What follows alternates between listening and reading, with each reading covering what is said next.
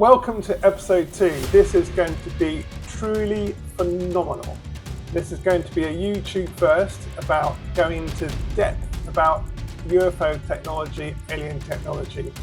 This is an absolute first, and I'm going to be using very plain English and to describe what's going on.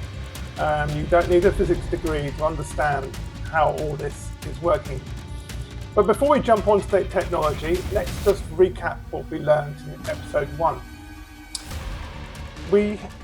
You deserve the truth. It's as simple as this. So what is a fact is that we have alien AI, which is controlling predominantly 3 types of orb in our skies. So type 3 is to be found in haunted houses, spooky woods. It's the communication layer that the alien AI needs to communicate throughout the world on a ground-based communication system that is not in space. Secondly, we have type 2s. These are the round metallic balls that you see flying around the tops of trees. These help relay data from the type 3 ground network, and it's like a relay station. It can relay data over oceans, over mountain ranges. And lastly, we've got the type 1s, which are the very big beach ball size spherical metal balls that we see very high up in the atmosphere, whose job it is to triangulate and focus on targets, which are the true extraterrestrials, which are coming into the atmosphere almost on a daily basis. And so all this is fact. And when we go into the technology of it, I'm going to be explaining things, and where it's not fact, where there's an element of doubt, or whether it's just a hypothesis, I'll be explaining that. Okay, I don't want to fool you into thinking I know everything. I don't, but I do know a lot. I'm not saying I know more than governments do around the world, but they're not sharing their secrets. They're not helping the public understand what is going on. They're not helping to explain to non-Reading engineers and scientists what is going on. And so it's important that you understand this, that you know this. Okay, right. So first of all, I'm going to just go straight ahead and show you the technology of UFOs and aliens.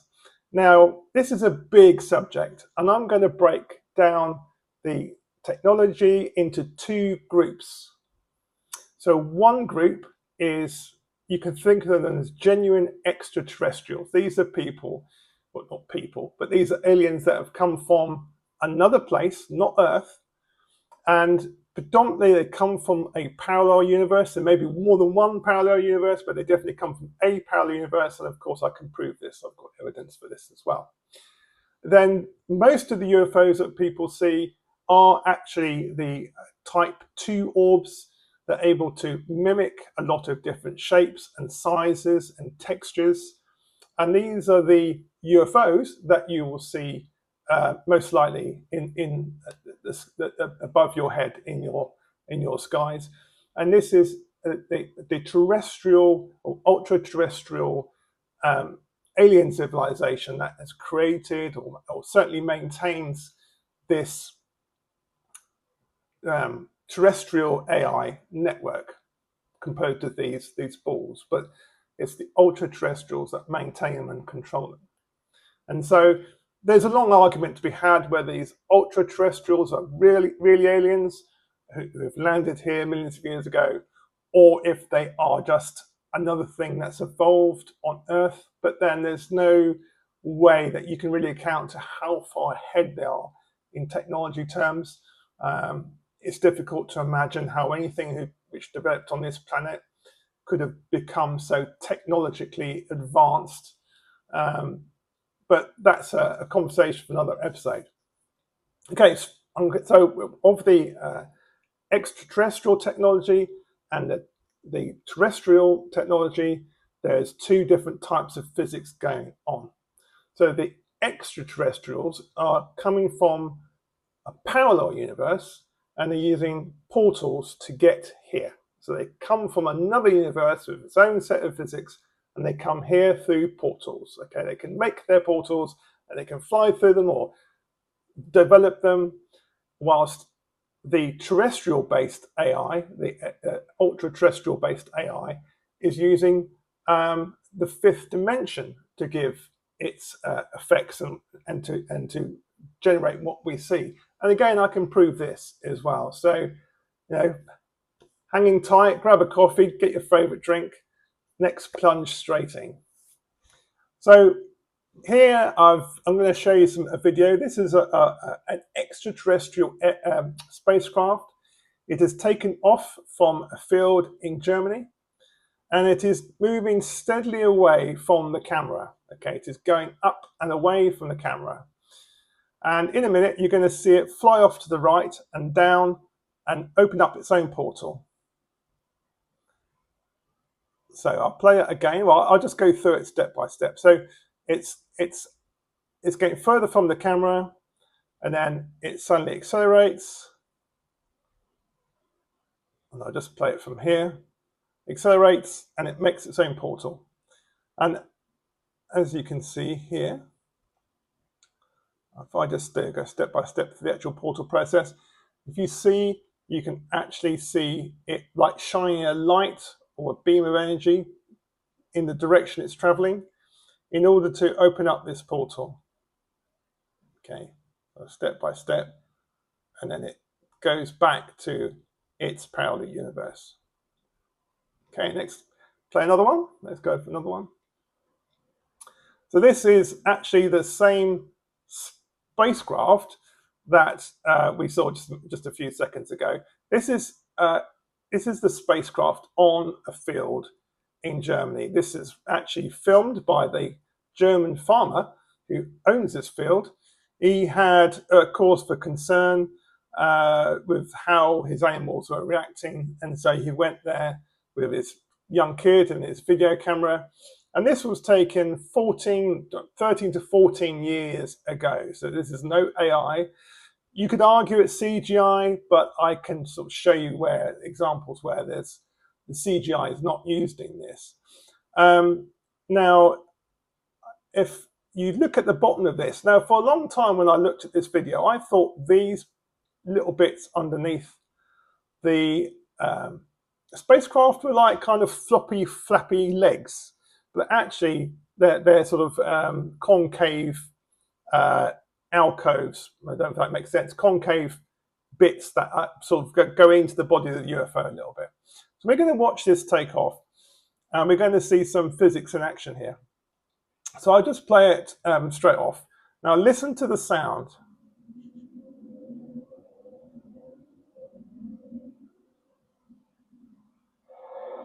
Okay. Now what you notice straight away there is that you heard sound go up in frequency, and then as it took off, you heard a whoosh, and the whoosh was slightly delayed. And if I just play this step by step, you can see that as it goes up, there's some sort of light underneath it, above it, and around it, and then the light diminishes as it sort of reaches its steady speed.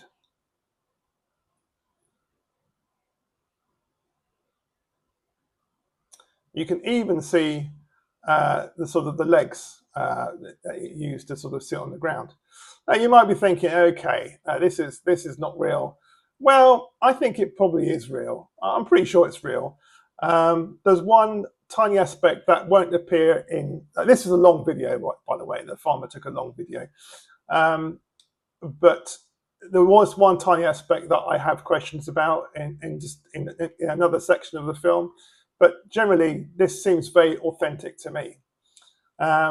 This is a classic, what they call 8-gon UFO. It's got sort of, as it were, 8 panels around. If you look at it from the top, it has 8 panels.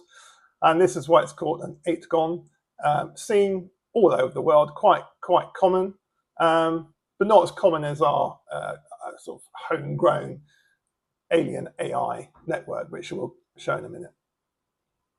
So the other thing I wanted to point out is that we can really, the aliens are really giving us pieces of a jigsaw here that we can use to build up a picture, okay? So when we listen to that sound, there's a reason why that sound is changing. So have a listen.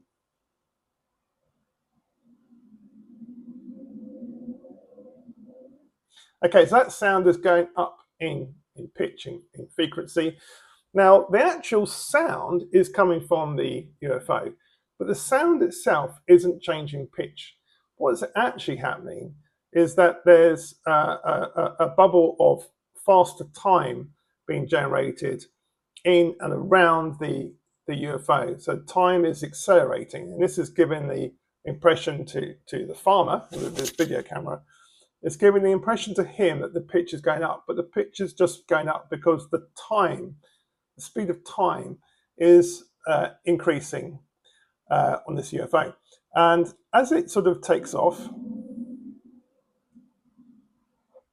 you notice that as it takes off, so if I go into the slow one here, so the light you're seeing here is really caused by the speed, the flow of time, the speed at which time passes has greatly shot up in those few seconds of it taking off. And then when the bright light goes, so after this bright light is gone, the aliens take their foot off the accelerator. The speed of time goes back down to goes back to normal or just above normal. So it's like hitting the accelerator pedal. So if I was to say the speed of time, so as it sits on the ground, the speed of time is as the sound pitch increases, so the speed of time is ramping up to about 20 times the speed of time. And you can tell that the speed of time in the UFO gets to about 20 times the speed of time, because that is the ratio difference of the frequency that we can hear from the sound. So in other words, time is sped up by 20 times. The frequency of the sound we've heard has gone up 20 times. But this doesn't have to be, this speed of time doesn't need to last very long. And of course, the aliens on board the ship, they would experience time as normal inside the ship, but to us, they have gone up to speed 20 times. And from their point of view, we have slowed down 20 times. So we're moving like treacle. If this farmer was to suddenly get out a gun and shoot the UFO at this stage, it would seem that he was moving 20 times slower than normal, and the bullet would come out of the gun 20 times slower than normal. Now, this UFO is what's known as is using a new concept called the time drive. Okay, you might not have heard of the time drive. It's not much talked about. Governments around the world would rather you not know about the time drive. But if you can increase the speed of time locally, it has a repulsive force.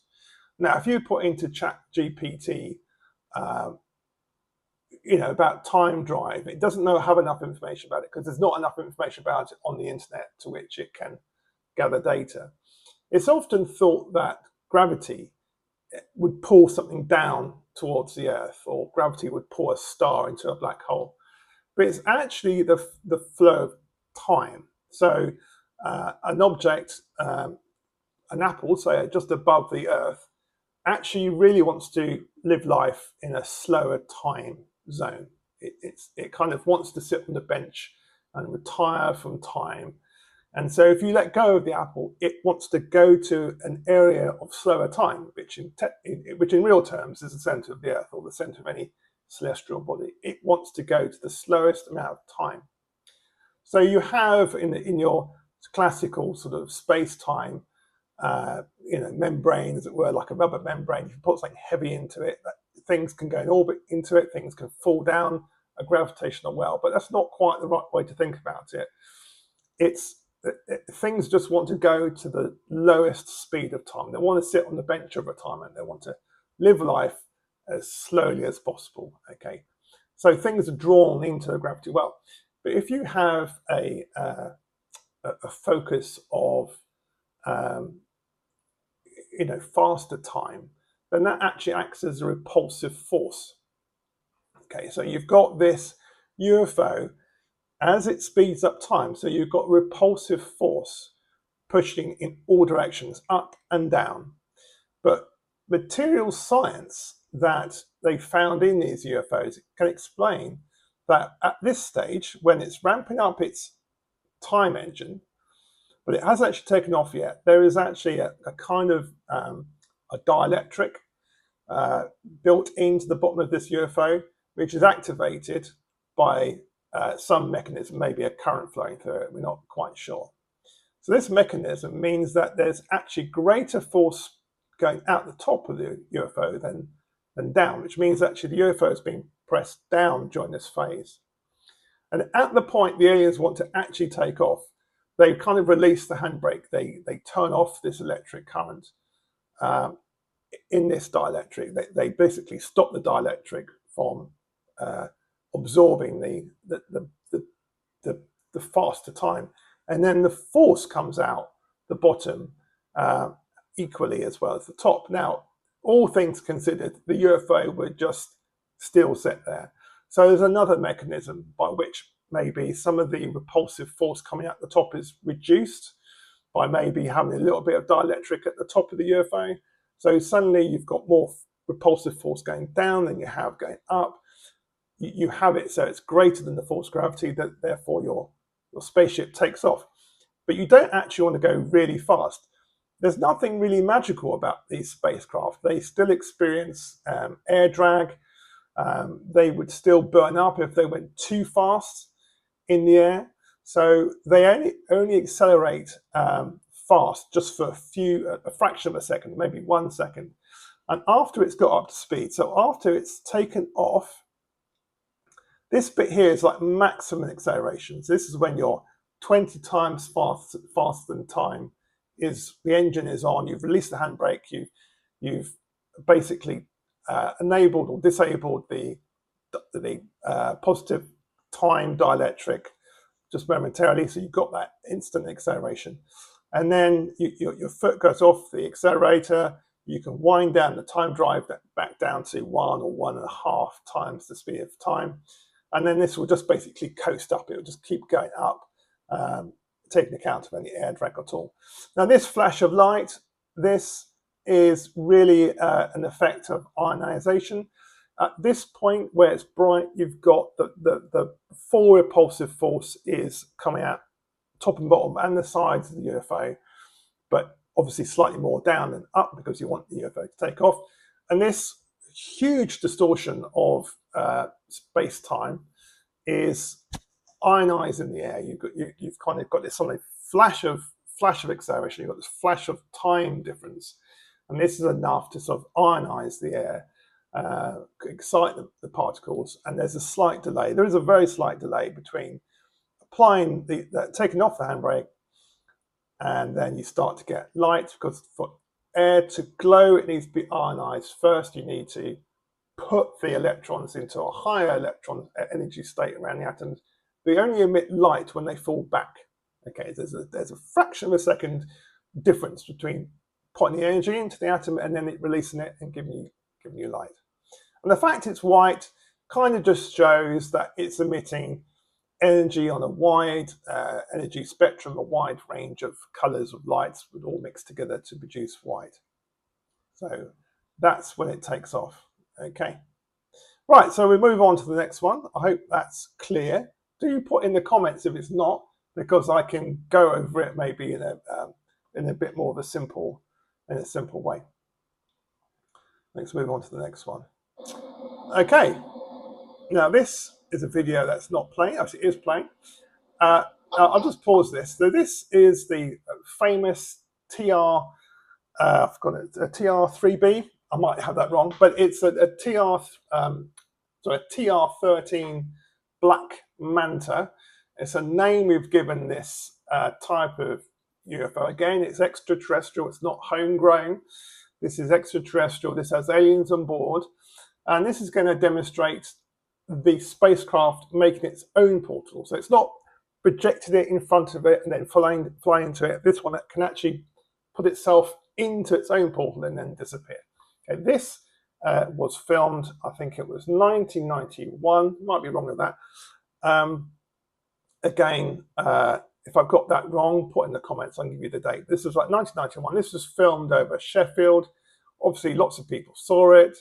Quite a few videos of it, but this is probably the best video of all. Again, this is not AI, it's not CGI, this is the real deal. So notice how it's basically hovering, it's not like a plane, but it does have two sort of rudders at the top of it. It's not American technology, because this will be all over the Jane's magazine if this was by now. This is a long time ago. And it's just hovering over Sheffield, doing its own thing. And in a minute, you're going to see it produce its own portal and then disappear.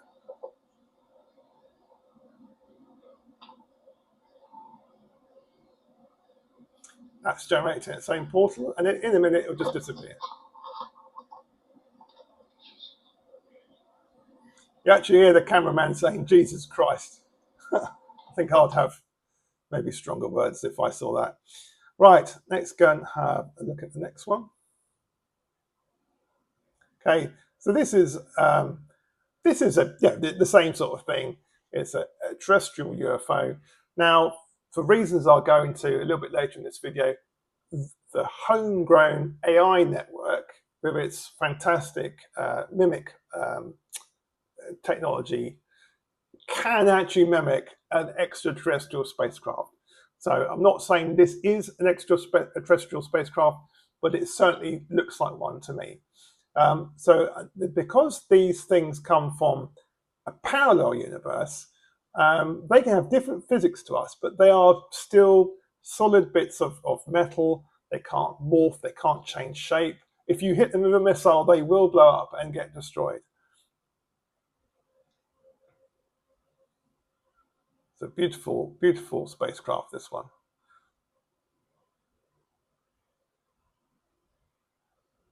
So this is your traditional flying saucer, which are genuine extraterrestrials. In a different episode, I'm going to be talking about who's flying these and give you some idea about the aliens themselves and what they're up to, and how just everything you need to know about the aliens that operate these spacecraft. This was taken an awful long time ago. This is many decades ago, this one.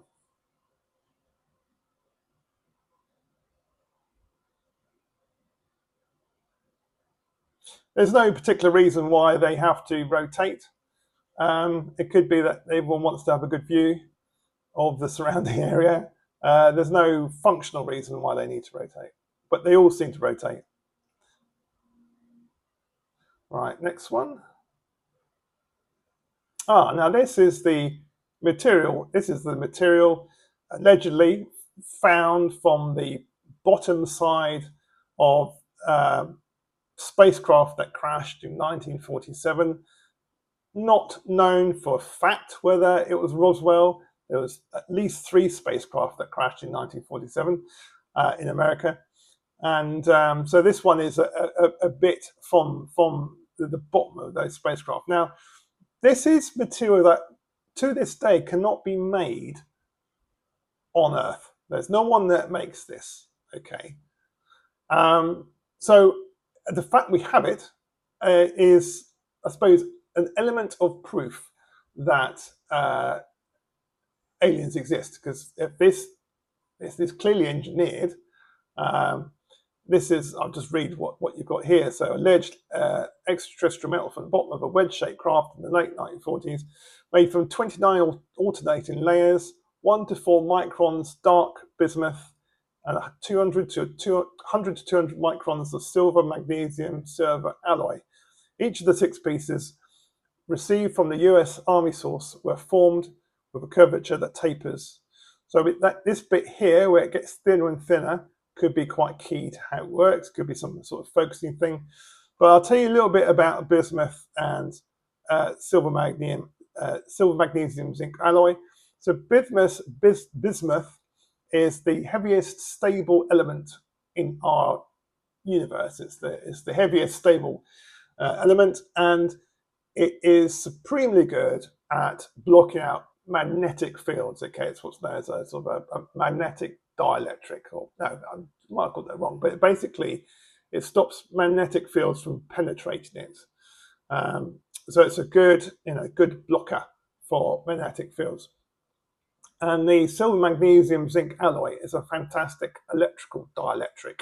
So that's the sort of thing we'd have in a capacitor between two sheets of metal to stop, say, if the two sheets of metal had a very high voltage between them, it would stop sparks from going from one to another sheet because it doesn't allow electricity to pass. So this bit of material is made out of very thin layers of this stuff. This cannot be made on Earth. And certainly in 1947, this could not be made on Earth. So this is a material specifically engineered for a purpose that we can only speculate. I happen to think it's a time gradient dielectric. It keeps in a gradient of time, and that you could prove that. I mean, you could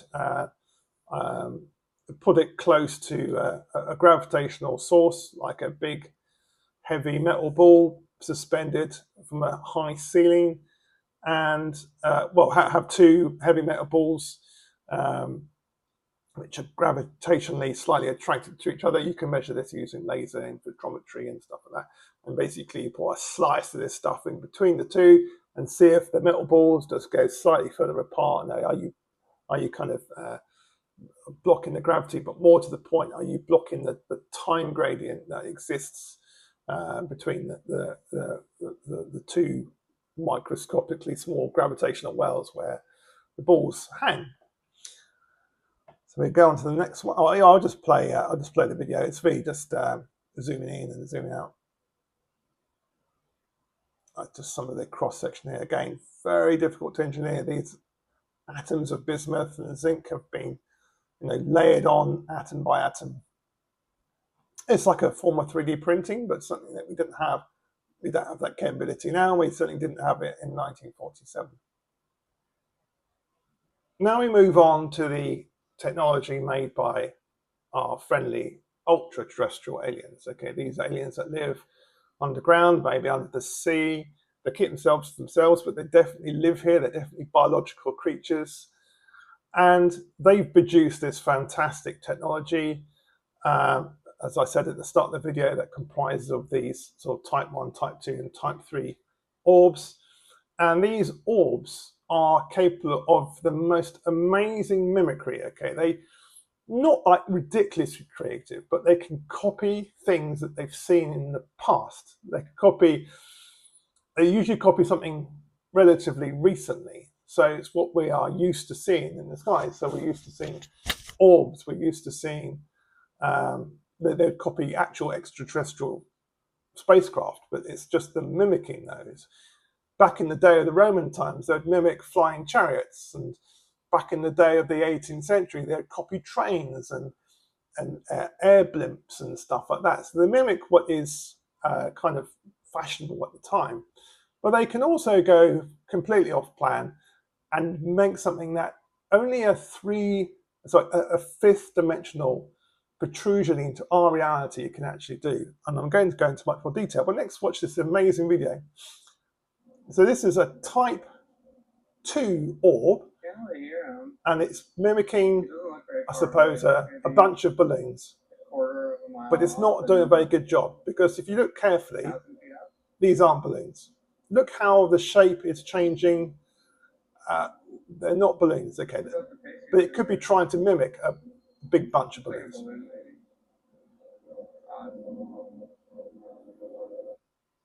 Okay, that's amazing, isn't it?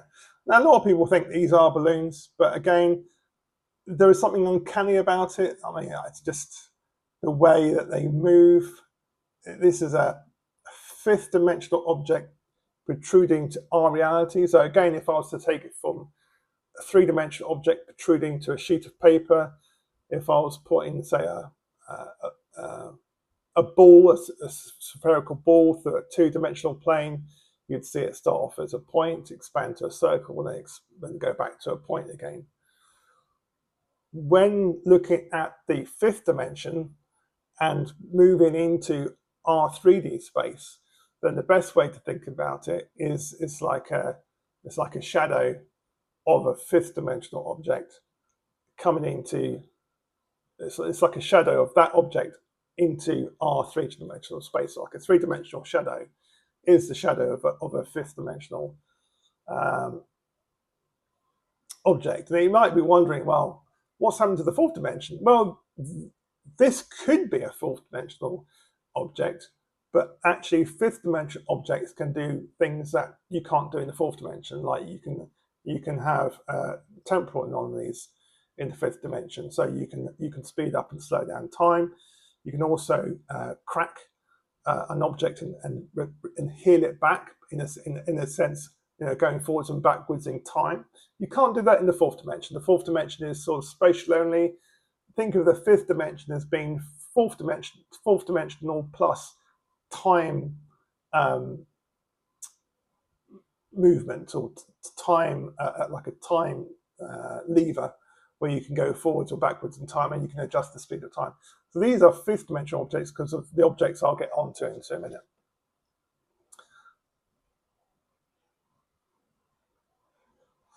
Okay, this is another one. This is my favorite one because it's something that you can't really explain. It's not a set of balloons, it's not AI, it's not CGI. There's lots of these around. I've seen one of these over my house, hovered over my house for 4.5 hours. I've seen it with my own eyes. This is not a balloon, although I did think it was a balloon at the time. But these are not balloons. And they're the most amazing objects. Now you can only get this if the original object is from the fifth dimension. This is not the parallel universe. This is something very different. This is homegrown. This is dimensions that have to follow the rules of our universe. They are subject to the same set of physics as we have here, but because it's from a different dimension, they can look amazing. So look how the surface and the volume of these objects are constantly changing, and the volume's changing, the size is changing, the color is changing. It doesn't take too much of a stretch of the imagination that these objects could make it look like a man on a jetpack, or flying elephant, or Mickey Mouse. It can literally it can look like any object.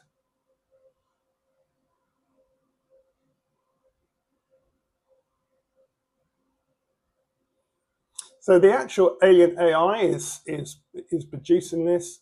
It's telling the fifth dimension object to move in this kind of way. And although that could be an automated process, the people, or the aliens with the ultimate control, are the extra-terrestrials hiding in caves and haunted bits of wood and maybe under the oceans. So this is intelligent control. This could be AI, this could just be automatic pilot, or it could be specifically commanded to do this by biological creatures living in remote parts of the world. Absolutely fascinating. Do let me know in the comments if you see one of these hovering over your house, because it's quite a sight to see. And also, I knew it wasn't a drone because back when I saw it about 7 years ago, you didn't have drones that would last 4.5 hours. Right, we'll move on to the next video.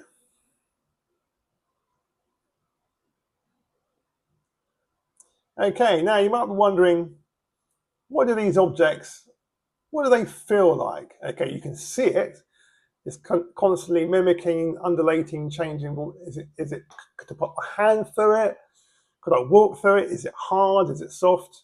Well, the texture is completely definable by the entity or the AI controlling this fifth dimensional object that's protruding into our three-dimensional space. But the answer is yes, it is hard. And we've got an excellent example here where something very similar, a type 2 orb, has come down to the ground, and this lady has actually driven into it. She crashed into it, and it's cracked her windscreen. And she turned around the car, and this is the bit when she's video recording.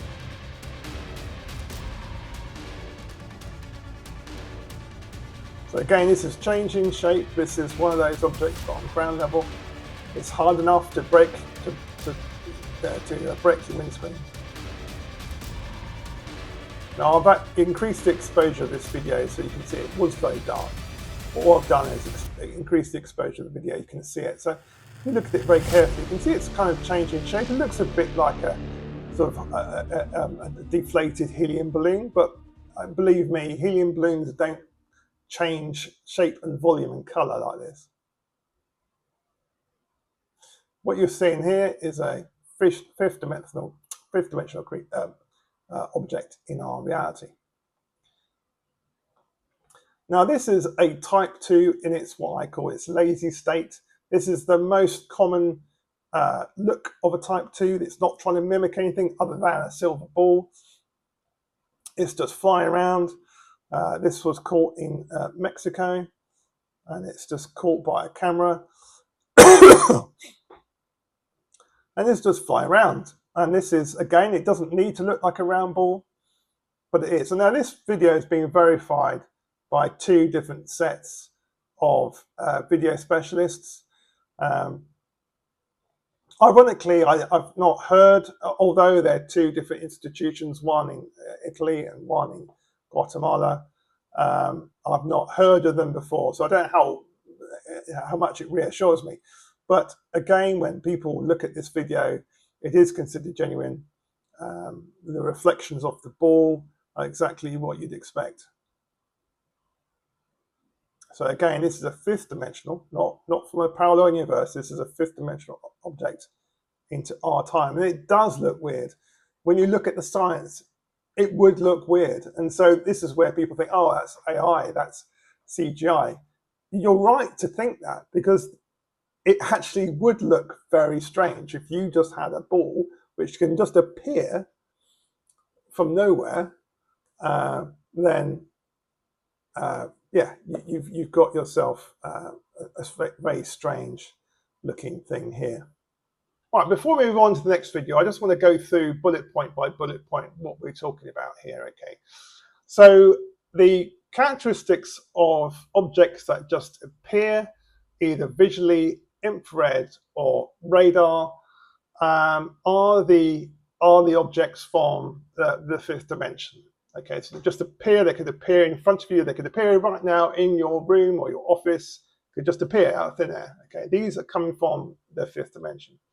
So the characteristics of those, and this describes the characteristics of type 3, type 2, and the type 1 orbs, which are homegrown technology driven and maintained by ultra-terrestrials on this planet, are able to morph into any shape, texture, or color, able to change volume and size. Their materials not fundamentally different to our own. That 5th dimensional object is still in our universe and have to obey the physics of our universe. They can move through walls and rock. They can change the local speed of time because they're 5th dimensional and not 4th dimensional, and does not fall to the ground if damaged, okay? Now, the characteristics of objects that fly out of or into portals, visually or in the infrared, these are objects from a parallel universe, and they cannot morph into any shape, texture, or color. They are physical objects from a different universe. They cannot change volume or size. They exhibit stable isotopes that are unstable in our universe. So, for example, in some of the UFOs that have crashed in America between 1950s and, say, the 1980s, these UFOs have an important element which is thought to be important to adjusting the speed of time. This is called Moscovium or Moscovium. Not sure if I'm pronouncing that right, but it's element 115. That's the atomic number 115, Moscovium. And in our universe, that has a half-life of a fraction of a second. So if you had a big kilogram clump of the stuff, within, well, every fraction of a second, half of it is gone. That's what it means by half-life. So after a period of hours or days, it's all gone, disappeared. And we can only make it in particle accelerators, and it disappears so quickly we can't even do chemical analysis of it to see what it's like. But basically, it's a type of metal.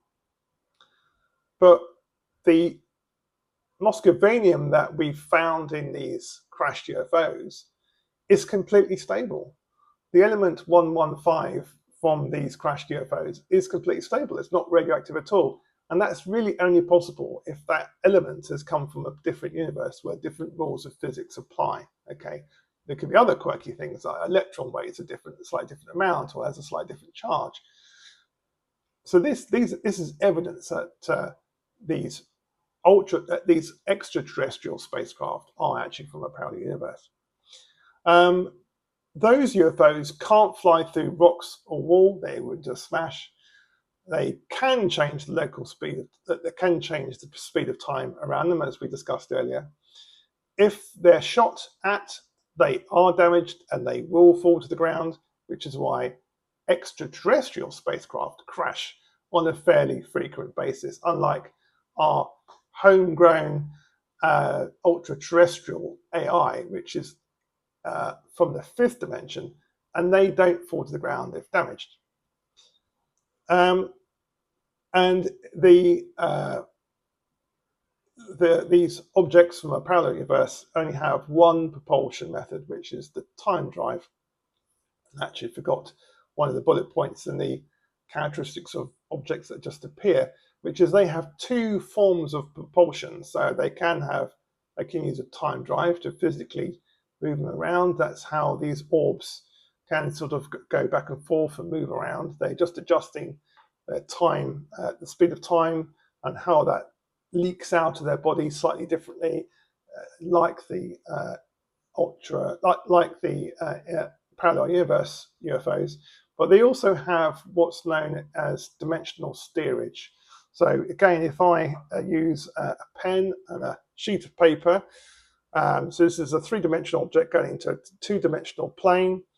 If I put this pen into the two-dimensional plane, then the two-dimensional creatures that live on this plane would see a dot expanding to a circle and so forth. But I can actually move this pen using my hand in the third dimension, and the people that live in this two-dimension can't understand how this object is moving because there's no force acting on it within that dimension. The force is being applied in a higher dimension. So if you can imagine scaling that up, a fifth dimensional object is being moved by something in the fifth dimension. It doesn't require a force in our three dimensions, which is why another attribute of the terrestrial homegrown alien AI, these orbs, the type 1s and 2s and 3s, they don't need to get hot. They're not, when they move around, they can stay cold because the energy required to move around is happening in the fifth dimension, and we don't get to see that energy. We don't get to see any kind of heat or any other process. So these orbs can fly around. When you look at them on the infrared, they're cold, that they can do the most amazing things because of this fifth dimensional steerage. Okay. Right, enough of that. Next, go back to the video. So now you might be wondering what happens if I shoot a missile at one of these homegrown orbs. Okay, these are objects from the fifth dimension. The bit you're seeing in our universe is only a tiny slither of the entire object. Okay, so what would happen if you hit it with a missile? Now, of course, we don't need to guess. We can actually watch this video and find out. So this, I'll give you some context of this. So this is a type 2 orb trying to look like a big white blob, and it's flying just close to, just under Mach 1 above the sea off Yemen. Okay, there's two US Predator drones, one that has just fired a missile, which is racing towards it, and this the one that's actually recording this video. Now, a Hellfire missile doesn't contain an explosive audience at the tip of it. It just opens up these big 6 blades, which then physically cut through the target. So if it was an aircraft, these blades traveling at close to the speed of sound would basically just cut off physically their wings or or damage the spacecraft, the aircraft in a way that would cause it to crash to the surface. So this missile is coming towards this, and if it was if this object was from a parallel universe, or indeed if it was just an object, man-made object, it would be cut up into 2 or 3 or 4 pieces and crash to the ground. U.S. Reaper drone shows a glowing orb off the coast of Yemen. Suddenly, on the left side of your screen, you see a Hellfire missile. So this is important. Okay, so the missile has hit the object. The missile should be destroyed. But let's just watch this video. Strike that unidentified object and bounce right off it. When we slow the video down, you see the Hellfire missile continue to travel on its path.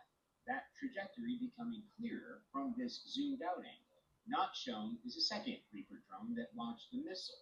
Congressman Eric Burleson shared the video at a House Oversight Committee on what the military calls unidentified aerial phenomena, better known as UFOs. That's a Hellfire missile smacking into that UFO and just bounced right off. And it kept going. It kept going, and it looks like the debris was taken with it. Yeah, what the hell is that? We've never seen a Hellfire missile hit a target and bounce off. Hellfire makes a hit, a kinetic strike on something solid. There's usually not much left of whatever it is it's hitting. It's very, very destructive. What seems to happen is that the missile is either redirected, or in some case, perhaps it glances off the object and continues on its way. Does this video scare you guys? Yes or no? Yes. Wiggins? Yes. Yes. So if we look at this one just close up, now obviously we have established this is a 5th dimensional object. But the other clue as to the fact it's a 5th dimensional object is these bits that have been cut off are still flying along with it. You'd expect them to, because they're smaller, you'd expect them to suffer air resistance more, fall behind, drop down to the bigger bit, but they all stay grouped together. In actual fact, you can see little bits of the, if I can find another bit of the video, you can see other bits appearing as well. So if I keep playing this, does I see it? In the full video, this is like just a snippet of what there is, but in the full video you can actually see other white bits appearing and disappearing as it sort of passes in and out of our 3-dimensional plane. And these just carry on for another minute or however long the video lasts. These just fly along at the same speed at the same time. And the best way to think about this is that, again, using the 3-dimensional, 2-dimensional analogy, you've got say a pen intersecting with our imaginary 2-dimensional reality, and this bit of the pen's been blown up, it's been cut up, and it's got all straggly, there's bits hanging off it and stuff like a wire that's been cut badly, and it's got bits of wire sticking out of it, and those bits of wire are still protruding and coming out and in and out of our in this case 2-dimensional plane. So that's why these little white blobs disappear and reappear. But the fact is all these blobs are still connected some way up this 5th dimensional object, still connected up here. It's just that they've become snapped or frayed or blown apart just locally. So this is why they appear separate objects in our 2-dimensional plane, but they're all held together further up this. And if we again transpose that to 3 and to a 5th dimension, that's what we're seeing here. So these objects just carry along in their merry way.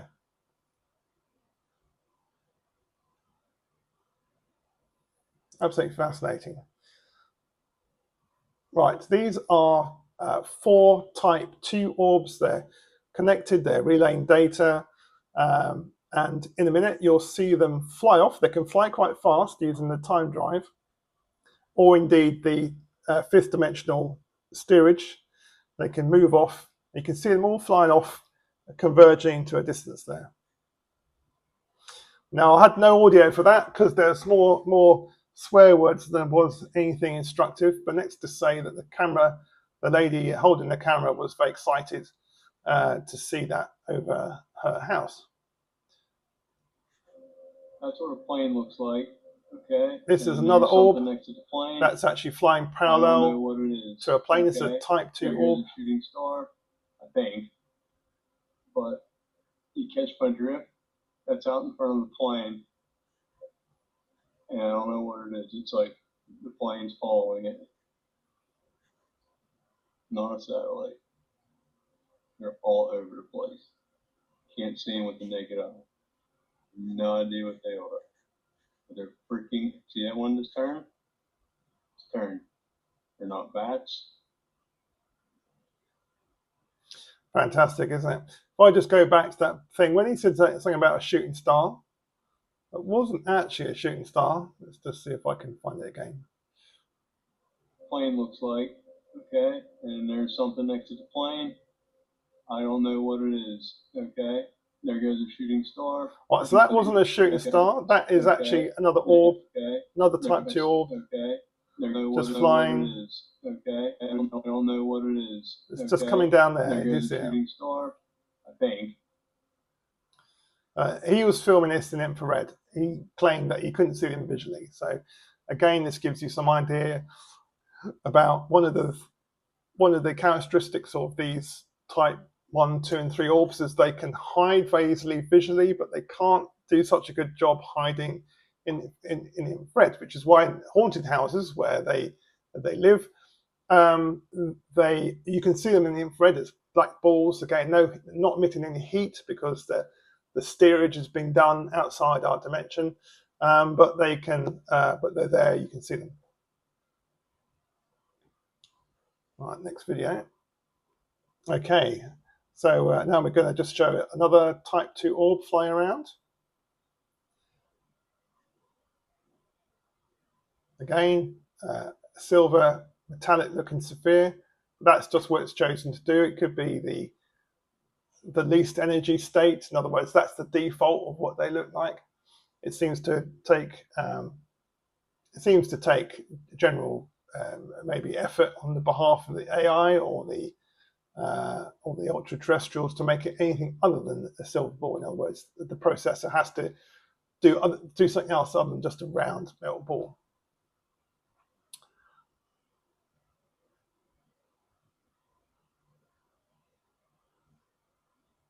And if you were to look at this in infrared, again, it would be cold, or it wouldn't indicate any kind of energy being used as propulsion. This has been steered, held by a fifth dimensional object that carries on into the fifth dimension. It's only a small part of it. This is a Type 2 orb, unusually very close to the ground. Don't forget, these things are normally sort of above the trees, just they fly around the trees. But this one's down on the ground. Now, this is not AI. This is at least 5 years old. And the guy that it is pursuing is getting more and more frightened of this thing. And you'll see that in a minute he has a stick that he uses to defend himself. So this is not AI. It's not CGI. This is a Type 2 orb. This is not in North America. And you can see it's just moving around, just hovering around. Can you see that its surface is actually changing slightly, sort of ever so slightly scintillating? So that's the stick. And this guy is just absolutely terrified about what this thing is. And this thing could, if it wanted to, absolutely kill him, if it wanted to. But it's very interesting how very rarely does that actually happen. So these things are not particularly aggressive. They have one job and one job only, and that is to protect Earth from the genuine extraterrestrials that some would like to set up permanent habitation on Earth. And the ultra-terrestrials, which control this AI, do not want that.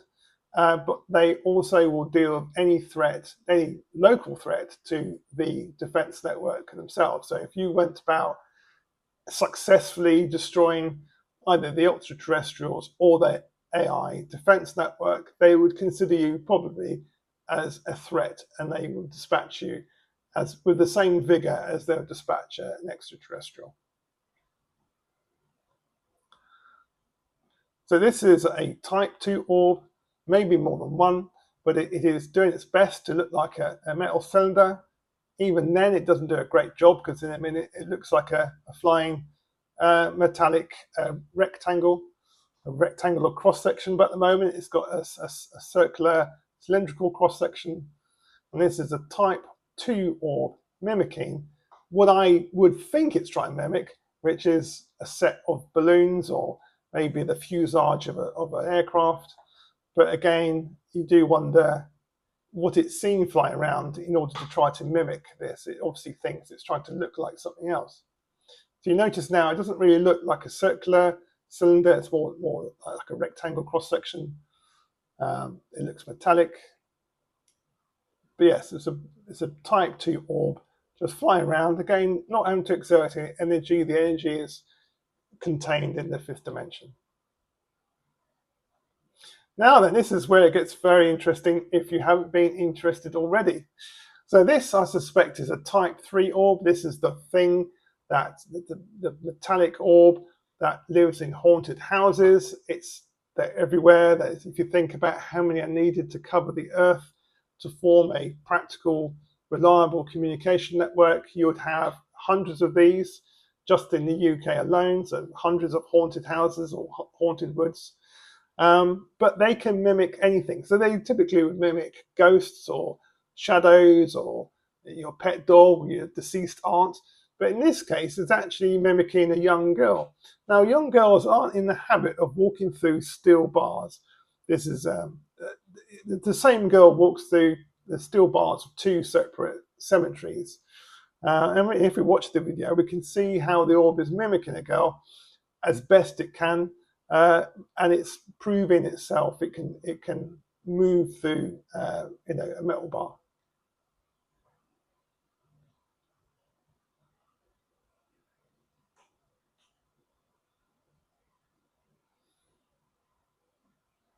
Now I'll put my hands up. This might be AI. It's difficult to say. Again, the actual video lasts longer than this. This is just a snippet. It could be AI, but this is illustrative of what people have seen with their own eyes. Generally, the ingenuity and how good the type 3 orbs are at mimicking us. They watch us all the time. In the haunted house, they can mimic people's voices. They literally digitally record voices, mannerisms, body language, how somebody walks. They record this, and at a certain time in the future, they will then use this to scare somebody away, as we discussed in episode 1. But this is science in action. You can only do this if this is a 5th dimensional object. Okay. Again, the detail of the girl's face is not great. It doesn't necessarily know how to mimic exact facial dimensions. So if you were standing there, this type 3 orb wouldn't be trying to do this, because, well, it would if it really wanted to frighten you. But it'd just be conscious of the fact you're very close. But you would not see a normal human face. You would see something approximating to be a human face, something that would be more than uncanny valley. It would be, oh my God, I'm looking at something horrific, a morphed face that does not capture the real facial expressions of a young girl.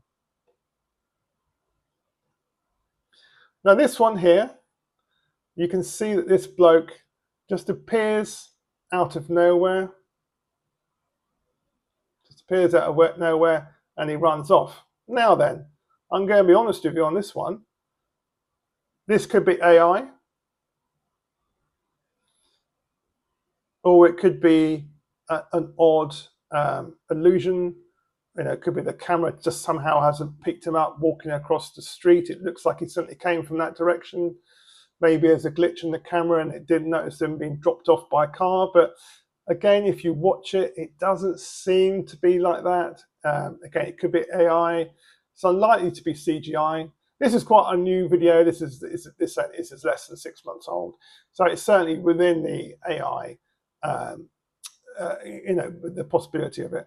So, but equally, it could be a type 3 orb mimicking a delivery driver running across. And again, the test here would be if you were positioned here and you were looking at this person running towards you, would they have a proper face? Would they have a proper facial expression? Or would their face be blank? Or would there be something really uncanny about it? You know, like somebody just not looking right, looking very wrong is probably the best way to describe it.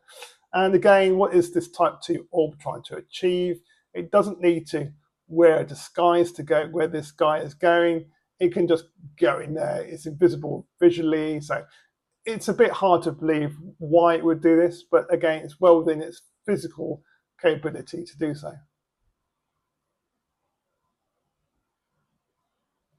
Now, this is taken from the space shuttle where it's flying. This was taken in 1991. And what I find interesting about this is an example of the ultra-terrestrial alien type 1, 2, and 3 orbs acting as a defense system.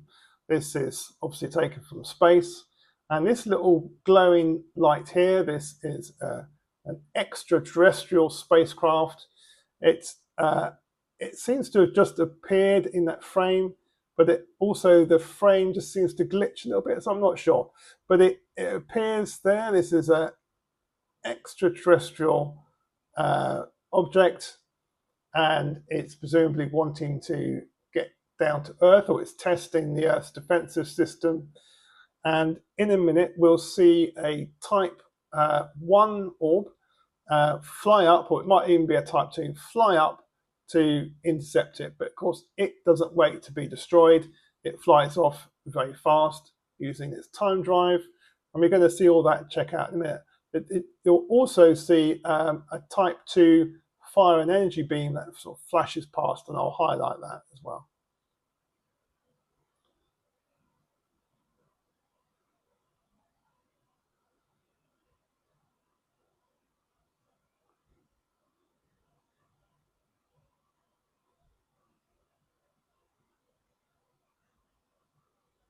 That's the energy beam, and that's the type 1 coming to intercept just here. So let's just replay it again. So we have the object from the parallel universe, the genuine aliens, extraterrestrials. In a minute, we'll have an energy beam being fired by type 2 coming up in this direction here. So if I go back, so you can see that the alien spaceship sees the type 1 coming up towards it, so it flees, it goes flying off into space. Okay, that's the energy beam that gets fired up from a type 2 that you can't see down here, and this is the type 1 coming in to intercept where the UFO was. Now you might be thinking, what is this? What's this trail that this UFO is leaving? Okay, there's no air to ionize. Do you see this bit up here? Leaves a trail. So there's no air really, because this is on the edge of space. No air to ionize. Now this is one of two things. This could be the fact there's just enough air to energize, to energize, and for those electrons to fall back to produce light, you know, to ionize the air. Or it could actually be Hawking radiation, which would look something pretty similar as it flies off. And in fact, we've seen UFOs on the moon as photographed in the original Apollo photos, and they also leave trails as well. So again, there's no air on the moon, there's no air to ionize. So there's something else, some other physics happening there, which could well be Hawking radiation. These objects are from a parallel universe, so it could be there's some exotic physics happening there, but the universe that they're in is our universe, and the trail seems to be a trail in our universe, and not something materially coming off them. Okay, well, I hope you enjoyed those videos. I'm going to wrap up this video now, because I'm sure you're probably all itching to move on to something else. But I just wanted to explain why our knowledge so far in these two episodes can explain a few big questions. Okay, So question number one, why don't these aliens just land on the White House lawn and present themselves? Why do they fly around with all their lights on but never actually land and say hello? Because the predominant UFO activity in our skies is generated by this alien AI network, operated on the behalf and the protection of the ultra-terrestrials that live underground and maybe under our oceans, they don't actually want us to know that they exist, okay? Their big nightmare is that we rush into their habitats, find their entrances or dig down to their underground caves or find their bases under the ocean and arrive there pitchforks and burning torches and then maybe a few nuclear missiles. They don't want to be attacked by us, okay? So they do not want to announce their presence, the fact they're here. They're not going to land on the White House lawn at any point in the future, okay? Now, a genuine extraterrestrial might want to, but then they will probably be shot out of the sky before they even make it anywhere near the White House. And then you have got the actual practical problem that in these days, if a UFO landed in the White House security would probably just shoot at it anyway. So the fact is that you're not going to get a UFO landing on the White House lawn. The other sort of big question is, why do they fly around, in many cases, lit up like a Christmas tree? Why do they want to be seen? Well, the answer to that question is they just don't care. Because we can't trace them, because they're fifth dimensional objects, they just reappear and disappear whenever they want. We can't trace them. And imagine in a more of a down-to-earth thought experiment where we had this fantastic aircraft, okay? It could just turn off and on out of existence, and no one knew that we made it. And we flew it over Moscow, roaring away, conventional aircraft, but the only difference is it can't be tracked, it can't be traced. And we could do that every day. We would fly around Moscow, burning the jet fuel, making a real lot of noise and flying really low. And there's nothing that the Russians could do about it. They couldn't shoot this thing down because it would move too fast. They couldn't shoot at it. They couldn't track it. And they would never know that it was coming from us because our existence was unknown to them. And therefore, what's the point of hiding that aircraft? You don't need to. You might as well fly around with all your lights on because there's no downside to it. Okay, you don't care if they see you because there's nothing they can do about that information. Okay, that's really important. And it also explains why do UFOs crash at all? The answer is the genuine extraterrestrial craft coming from a parallel universe are often shot down by this defense system. Okay, they've maybe traveled a long way. I don't think they have. I think coming from a parallel universe, it's probably no more than a 5-minute journey. But I could be wrong. It may have taken them some time. But clearly no extraterrestrial wants to be shot at and fall out the sky. But it does happen periodically. Every few years, every few decades, you see evidence of UFOs crashing. And that's because they've been shot down by this terrestrial AI defense system. Right, I realise this episode has been a lot for you to take in. Please throw in your comments in the comment section if there's anything that you want me to focus on in the future, if there's anything that's left you baffled, if you've got any questions, if you don't believe a word of it, fire away. I'd love to hear some of your alternative theories. I have no agenda particularly about UFOs or aliens. If it's proved by somehow that all this evidence is nothing and they don't exist, it's really doesn't matter to me. I'm quite happy living in the world that we're familiar with. But at the same time, as a physicist, as a scientist, I'm also very intrigued about the physics that go on in a parallel universe. I'm also intrigued how the fifth dimensional can be used in the way it is used. Can we use the fifth dimension in the same way? Can we visit parallel universes? These are all questions that, I think that humanity ought to try to answer. Some of the best minds at the moment aren't given access to this information because they're so skeptical and they don't believe it actually exists. So that's it for this episode. In episode 3, I'm going to be looking at Sasquatch and Bigfoot, two names for the same thing, and how it could genuinely be a type 3 orb mimicking the Bigfoot or Sasquatch to defend places where our ultra-terrestrials actually live underground, or whether the Sasquatch or Bigfoot are actually extraterrestrials coming through portals, which again is some evidence for that. So episode 3 is all about Bigfoot and Sasquatch and how it relates to our ultra-terrestrials AI defense system. Okay, see you then. Thanks for watching. Goodbye.